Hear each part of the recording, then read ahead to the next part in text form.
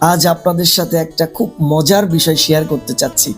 ছেলে এবং পুরুষের মধ্যে পার্থক্য কি, এই বিষয়টা জানতে হলে আপনাকে একটুখানি রিপোর্টটা শুনতে হবে। চলুন জেনে নেওয়া যাক রিপোর্ট কি বলে।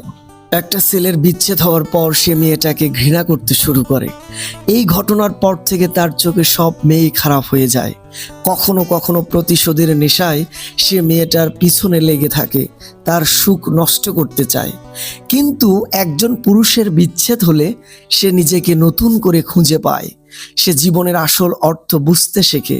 মেয়েটার প্রতি তার মনে ঘৃণা জন্মায় না, বরং কৃতজ্ঞতা জাগে, কারণ সেই সম্পর্ক তাকে অনেক কিছু শিখিয়েছে।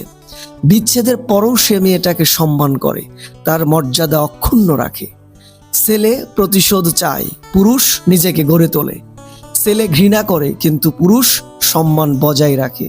এটাই একটা ছেলে আর একজন পুরুষের মাঝে আসল পার্থক্য। আসলে ম্যাচিউরড বা পরিপক্ক মানুষের আচরণগুলোই হবে আলাদা, আর চাইল্ডিশ তথা ছেলে মানুষের আচরণগুলো হবে আলাদা। তো এই তথ্য থেকে কিন্তু আমরা সেটাই উপলব্ধি করতে পারলাম।